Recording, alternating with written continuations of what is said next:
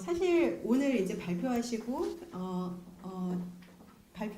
주제 발표하시고 저희가 연구하는 그런 부분들은 사실 이론적인 것을 배경으로 해서 그거를 기초로 해서 한 게 굉장히 많고, 사실 학교 현장에 대해서는 여기 계신 선생님들이 가장 잘 알고 계시고 학교 현장의 전문가라고 생각이 들어요. 그래서 학교에서 실제로 선생님들이 겪으셨던 일들이나 이런 것들이 고민인데 라고 하는 것들을 좀 같은 고민을 가지고 있고 같은 관심을 가지고 있는 선생님들이 모여서 얘기를 하다 보면 무언가 집단지성을 활용해서 뭔가 해결책을 얻을 수 있지 않을까. 그리고 아까 말씀드렸듯이 세 개의 그 주제로 분임 활동의 그 조를 나누었는데요. 첫 번째가 공격성이 높거나 끼리끼리 뭉치는 학급에서의 클래스넷 활용에 대해서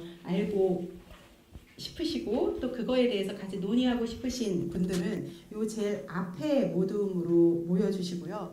두 번째는 다양한 갈등이 있는, 이게 꼭 공격성에 의한 것은 아니지만 뭐 남학생 여학생의 갈등이 너무 심하다던가 아니면 선생님과 학생들과의 갈등이 너무 심하다던가 뭔가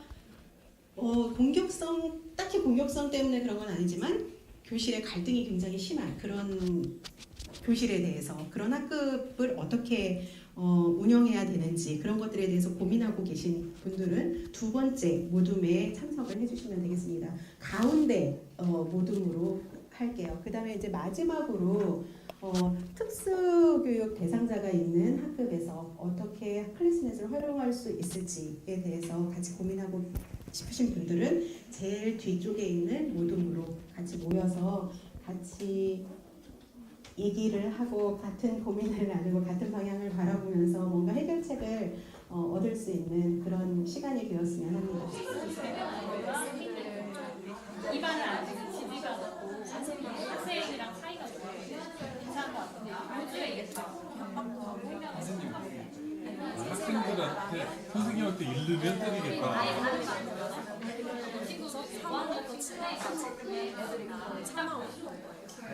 선생님도 그 6명 모임 때문에 너무 힘드셔서 7월에 병가를 내셨어요. 너무 힘드시다 보니까 그 나머지 학생들이 7월부터 갑자기 너무 단체로 학교에 안 가겠다, 등교 거부까지 했던 사례가 있어서 그런 부분에서 좀 어떻게 할 수 있는지 저희가 세 그룹으로 나눠서 좀 6명 약간 위협을 하는 한 그룹, 그다음 10명 한 그룹, 좀 피해를 당하는 그룹, 10명. 사실 저희는 그 학교에 있는 사람이 아니라 어떤 역동이 있는지 그렇게 단기간에 한 번 하고 이게 막 문제가 해결될 거라는 않습니다. 근데 어쨌든 집단 얘기 들어보고 그다음에 다 같이 한 학기 더 추가해서 안전한 학급을 만들려면 어떤 규칙이 있어야 될지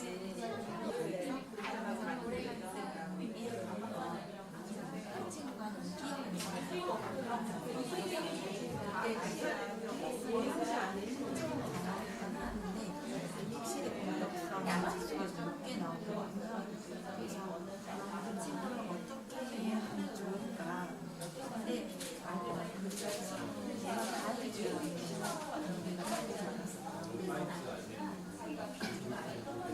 친구의 강한 공격성이 같은 친구라는 아니기 때문에 상대방을 좀 배려해주고 그런 친구하고 또 인기가 있는데 학생 갈등 이 학생이 갈등이 높아진 건 이 아니고 이 친구는 인기가 없는 뭐 되게 조용한 분위기로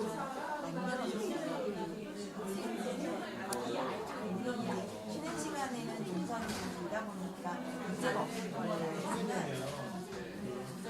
이렇게 좀 하루 시간에 공부를 할 때 의견이 안 맞아서 싸우다가 불교적으로 상당히 많이 제가 학생 자신을 그렇게 표현하고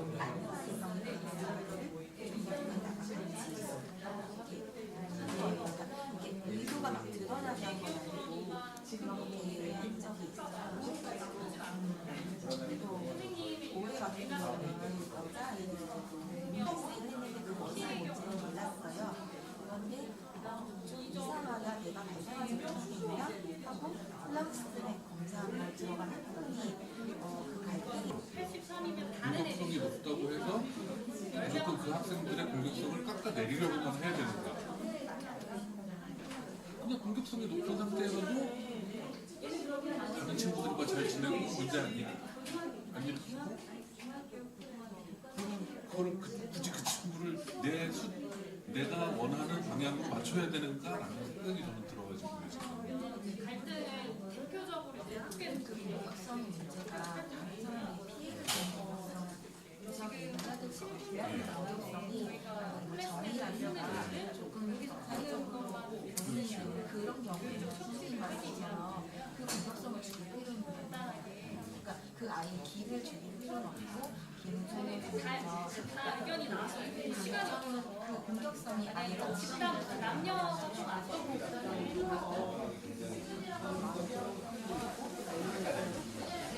3번 때 집단 문화에서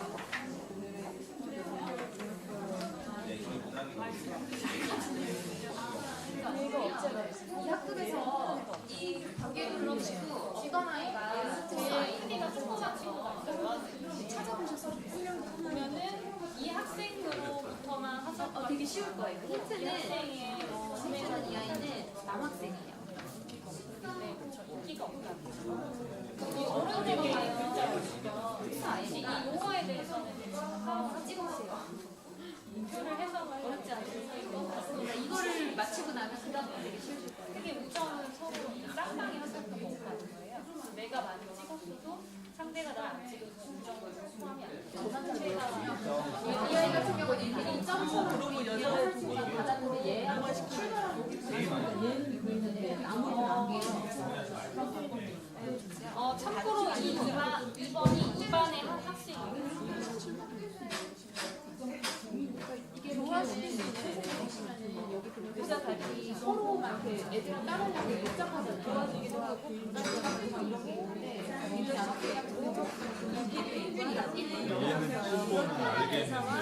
학생과 매개용을 하려면 나머지 이 학생이 지금 파란색 인기도 있고 출발적인 성향도 있는데 평균보다는 외연적 공격성이 상당히 크네요.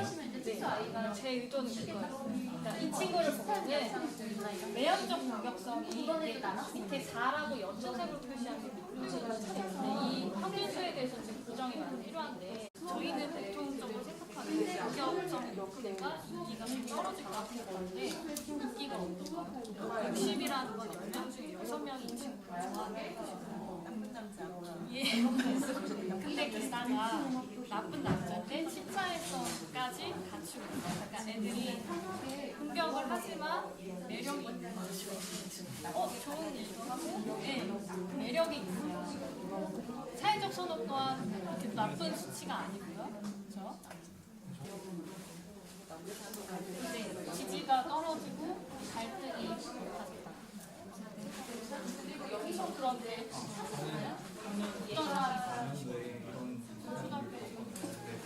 그때 제가 정식에 있었는데 전 이런 케이스 많이 봤어요. 갈등이 있고 1학기 그 동안 사람 갈등이 없는데 애들한테 인기가 엄청 많아요.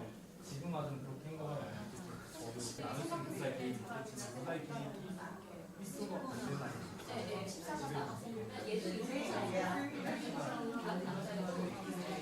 나온 얘기랑 비슷하게 흘러가서 학습 상황이 좋고 교사가 이제 발견을 하면 이 친구가 뭐 이런 경우도 있어요. 개인 관계 공격성이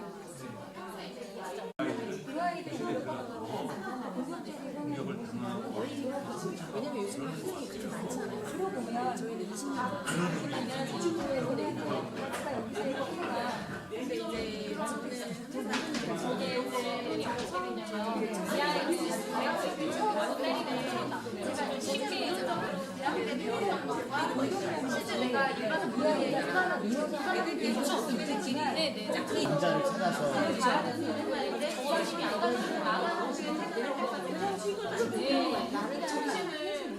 저는 입양이 좀 그런 것 같아요. 그래서 남편이 안에서 나랑 재밌는 거 하는데 틀려 먹었다든지. 이용해서 만든 책 이런지 저는 그게 이제 저 나름대로 양성폭하는 방법으로 그렇게 하고 나서 날 잘 모르는 지인이 이야기가 만나고 그런 이야기를 갔을 때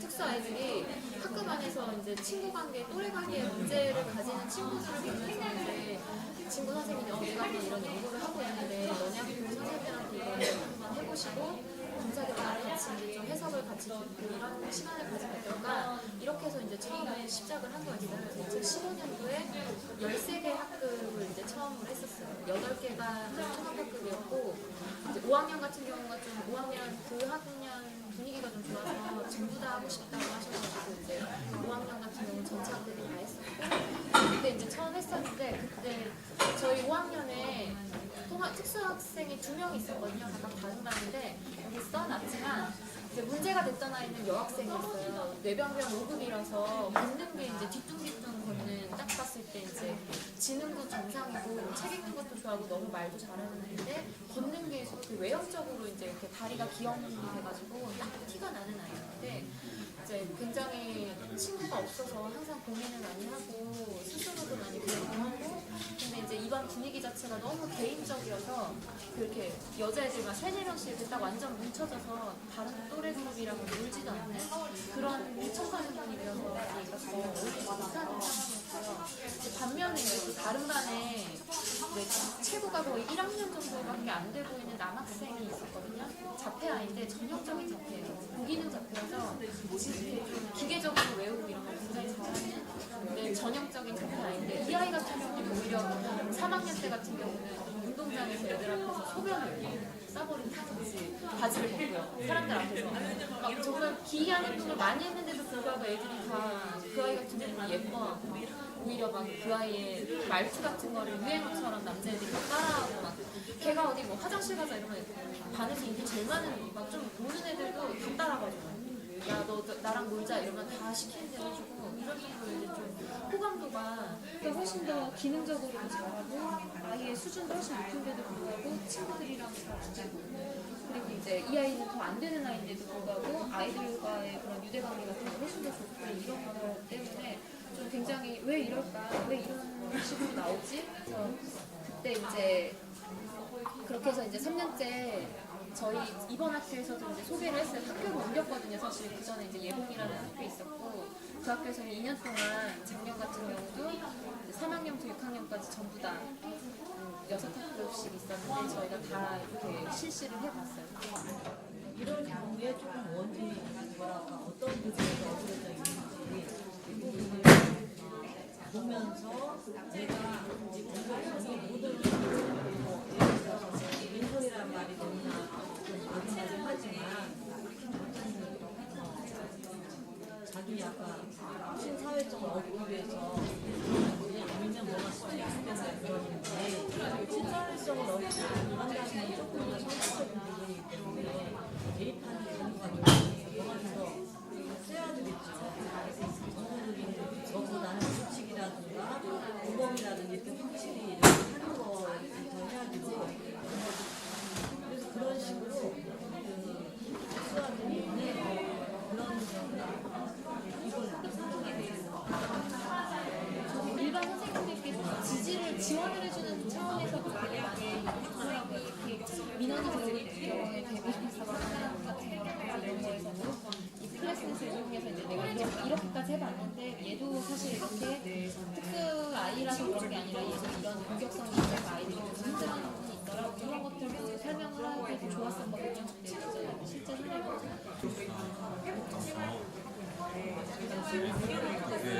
통합 장면에서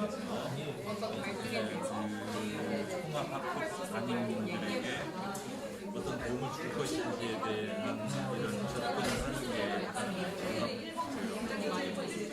대체로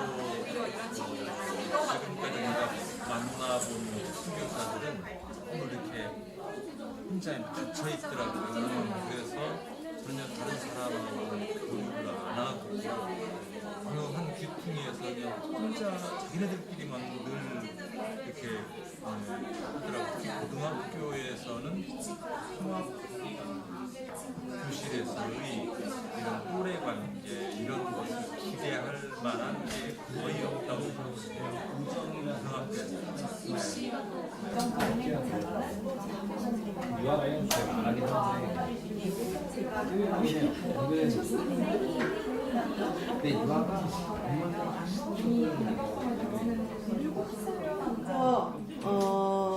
준비가 되신 데가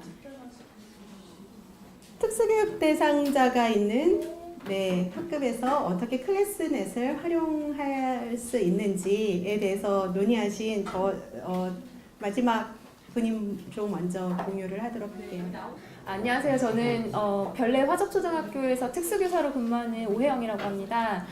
그래서 저 좀 다른 선생님들하고는 다르게 이제 특수교사로서 여러 학급의 그 클래스넷을 안내했을 때 나왔던 공통적인 반응이나 특수 아이들이 이제 보이는 클래스넷에서의 아이들의 뭐 인기도라든지 또래 연결망에 대해서 이제 간단하게 설명을 드리고, 그리고 이제 선생님들께서 경험하셨던 특수 아이들에게 이런 클래스넷 같은 검사를 하고 나서 이것들을 이제 어떤 방법으로 아이들을 이제 어떻게 도와줄 수 있을까, 이런 것들에 대해서 이야기를 나눴는데요. 공통적으로 우리 아이들이 보통 보면 섬처럼 이제 좀 학급 분위기가 안 좋은 데는 거의 이제 이 아이가 혼자 그냥 친구도 지지하는 친구도 없고 받지도 못하고 그냥 섬처럼 있거나, 아니면 대부분은 아이들은 스스로 친구가 없다라고 느껴서 아무도 지목을 하지 않고 이제 얘를 도와준다고 생각하거나 좀 착하다고 할 만한 아이들이 뭐 2-3명 정도가 이 아이를 지지하는 식의 그런 연결망들이 많이 나왔었던 것 같아요. 그래서 그런 예시를 이제 같이 이야기를 했고요. 그리고 대부분의 항목에서 이 아이들은 당연하겠지만 보통 모든 면에서 평균보다 더 떨어지고 학급 평균보다 더 모든 면이 다 낮게 나오는 경우가 많고요. 그래서 이런 아이들을 위해서 선생님들께서 이제 얘기해 주신 게 좀 정서적으로 학급 풍토가 바뀌는 게 1차 가장 중요한 것 같다라는 의견을 내주셨어요. 학급 풍토가 바뀌지 않으면 이 아이에게 개별적인 지지를 해준다고 해도 개별적으로 아이가 변하더라도 크게 이제 달라지는 게 없다, 이런 이야기를 해주셨고요. 또 하나는 이제 선생님께서 많이 경험해보신 특수교사들은 대부분 이런 고민을 하지 않고 좀 폐쇄적이고 학급 안에서만 활동을 하고 아무것도 하지 않더라. 그래서 이제 이런 생각을 하는 게 조금 인상적이다라는 얘기를 하셨고요. 그래서 좀 특수교사가 많이 바뀌어야 된다, 좀 역량이 좋아져야 된다, 이런 얘기도 해주셨고요. 그리고 이제 한 가지 더 궁금했던 게 장애가 더 심한데도 인기가 있었던 특수아이와 이제 장애가 더 경하고 정상적인 지능을 가졌음에도 불구하고 아이들한테 지지도가 훨씬 더 떨어지던 이런 상황이 있었는데 이거에 대한 이제 의견을 내주셨는데요. 아무래도 이제 보통 선생님들이 보셨을 때도 더 이제 장애가 명백하고 아주 심한 아이들은 동생처럼 뭐 대해준다든지 그냥 무조건 잘해주는 식으로 쉽게 접근을 하지만 오히려 자기들이랑 비슷한 아이들 같은 경우는 왜 얘를 도와줘야 되는지, 아니면 얘가 왜 내가 이렇게 잘해줘야 되는 아이인지에 대한 공감 같은 게 떨어지기 때문에 더 이렇게 아이가 부정적으로 나타난다, 이런 이야기들을 나누어 보았습니다. 예, 감사합니다. 안녕하세요. 저는 반대초등학교에서 근무하는 신재량이라고 하고요. 저희 분임에서는 제목은 다양한 갈등이 있는 학급이라고 써 있는데, 한 학급에서 다양한 갈등이 있는 게 아니고 다양한 그 학급에서 각각의 갈등들을 저희 인간과 성인에게서도 흔히 일어날 수 있는 그런 다양한 갈등들을 제시해서 같이 살펴보고 그 원인과 그리고 그 해결 방법을 클래스넷과 연결지어서 각자 다양한 의견을 말씀해 주셨어요. 저희는 크게 갈등을 3가지로 뽑아서 발표를 하는데요. 첫 번째 갈등은 집단 간의 분할을 좀 봤어요. 제가 이제 제시해드린 거는 남과 여, 그리고 여 안에서도 2집단으로 나뉜 집단에 대해서 저희가 파악을 하고 그 해결 방법을 이제 같이 공유를 하였는데요. 일단은 선생님들께서 말씀을 해주셨던 게 우리 반의 모습이 어떤지에 대해서 이제 클래스넷을 보고 이 집단과 이 집단, 그리고 그 2집단을 매개하는 아이가 누군지 파악을 해서 그에 맞는 처치를 할 수 있어서 그거에 대해서 긍정적인 의견을 다 주셨어요. 그래서 이에 대해서 저희는 교직에 계신 분도 계시고 또 다양한 공부를 하고 계신 분도 계셔서 좋은 처치를 다 말씀해 주셨는데 뭐 대표적으로 말씀드리면 도서를 이용해서 저희는 남과 여가 분화되어 있기 때문에 성에 대한 뭐 교육을 한다든지 양성평등 교육 등을 이제 실시해서 해결을 해보자 이런 말씀을 나누셨습니다. 두 번째 집단은 그 인기도 높고 쉽게 말해 나쁜 남자에 대해서 저희가 친사성이 높은 그러니까 하지만 아직까지 갈등이 높지 않지만 이제 곧 그런 위험의 요소가 있는 아이에 대해서 저희가 얘기를 해봤는데 그 친구에 대해서는 이제 또래 조정이나 학업적 생활 교육을 통해서 올바른 리더십을 함양하고 그런 식의 처치를 하면 좋겠다고 말씀하셨고요. 마지막 세 번째 갈등에서는 한 학생, 즉 공격성도 높고 피해 경험도 높은 아이가 교사와의 갈등 관계가 매우 높아서 이 아이에 대해서 어떻게 처치를 할까라는 다양한 의견을 나누었는데요. 근데 저희가 토의하면서 한 가지 궁금했던 것이 그 점수에 대한 부분이었어요. 그러니까 만약에 공격 점수가 뭐 23점이라고 하는데 이게 높은 건지 낮은 건지에 대한 구분이 처음 봤을 때 모호해서 이걸 어떻게 해석을 해야 할지 모르겠다 이렇게 말씀을 하셨는데 또 어떤 분께서는 공격 점수가 한 명이라도 지명을 받으면 그거는 유의미한 그 점수다라는 말씀도 하셨어요. 그래서 이에 대해서 질문을 드리겠습니다. 네. 아니, 저희가 사실 점수가 확정된 건 아니에요. 그래서 지금 데이터를 많이 모으는 건데, 그래서 나중에 규준을 만들려고 해요. 그래서 이 정도면 뭐 상위 10%, 상위 20% 이런 식으로 이제 아직은 확실한 답은 못 드리는데 지금 상대적으로 저희가 평균이라고 한 거는 이제까지 모은 데이터의 숫자거든요. 그러니까 한 평균에 비추어서 높고 낮은 정도만 그냥 가능을 하시는데 더 구체적인 정보는 많이 참여해 주시면 바로바로 업글링 시켜드리겠습니다. 네, 그래서 다들 저희 분임에서는 클래스넷을 이렇게 많이 사용을 안 하셨더라고요. 근데 오늘 얘기를 하시고 되게 재밌다라는 반응을 많이 보여주셨어요. 그래서 저도 참 기뻤습니다. 네, 감사합니다. 네, 안녕하세요. 저희 모둠은 공격성이 높은 학급 그리고 끼리끼리 뭉치는 그런 성향이 깊은 학급에서 힘들었던 점 그리고 그런 학생들을 학급을 지도할 때 어떤 방법으로 개입을 들어갈 수 있는지 그리고 어떤 부분에서 고민하셨는지 이야기를 나눴는데요. 가장 많은 이야기를 나눴던 부분은 공격성이 높은 학생이었습니다. 그래서 공격성이 높은 학생들을 이렇게 하면서 힘드셨던 부분은 특히 학생과 관련해서 교사가 어떻게 대처해야 되는가 그 방법에 대해서 이렇게 기준이 있는 것도 아니고 하다 보니까 힘드셨다는 그런 이야기가 많이 나왔고요. 그리고 이 공격성이 높은 아이들이 뭉치면서 시너지 효과가 이렇게 높아지는데 그러면 이 학생들을 자리 배치할 때는 어떻게 해야 되고 그리고 학급 활동할 때는 어떻게 해야지 이 학생들한테 가장 좋은 방법으로 개입할 수 있는가 그런 부분이 궁금하다는 이야기도 나왔습니다. 그리고 공격성 높은 학생 애초에 그 공격성이 높다는 게 과연 문제가 될 수 있는 것인지 그냥 개인이 가진 어떤 특성 중에 하나고 특질 중에 하나인데 그걸 이렇게 교사가 쉐이핑하는 것이 과연 필요한 것인가라는 이런 좀 근본적인 그런 질문이 나와서 그런 부분 관련해서도 이야기를 나눴고요.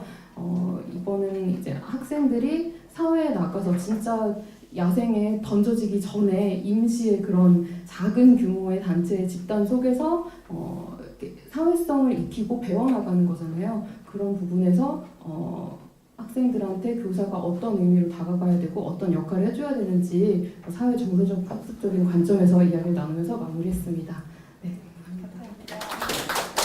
날씨도 좋은 토요일 오후에 이렇게 장시간 동안 참여해 주셔서 너무 감사드리고요. 오늘 이 자리는 클래스넷이라는 게 무엇이고 어떤 생각을 가지고 만든 것인지 이런 것들에 대해서 설명해 드린 자리이고요. 그래서 어떻게 보면 이제 안내하는 자리, 인트로덕션에 해당하는 거고 이제 내년에 진행될 실제로 교실에서 이 클래스넷을 어떻게 활용해서 어떠한 개입들을 해나가고 더 바람직한 교실을 만들 수 있을 것인지에 대한 조금 심화된 워크숍을 11월 말 아니면 12월 초에 가지려고 합니다. 2차 워크숍에서는 이제 내년에 대한 계획이나 그다음에 뭐 일정 이런 것들에 대해서 조금 더 구체적으로 얘기하고 또 선생님들이 오늘은 사례를 그냥 이렇게 분임을 통해서 이렇게 말씀하셨는데 또 실질적으로 학교 현장에서는 어떤 게 더 문제가 되는 것인지 그래서 클래스넷으로 제공된 정보를 가지고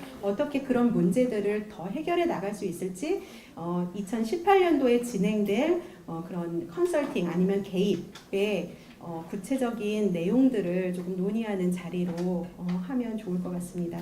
오늘 긴 시간 동안 너무 고생 많으셨고요. 다음 2차 워크숍에서 다시 뵙기를 바라겠습니다. 오늘 의미 있는 시간이었길 바랍니다. 감사합니다.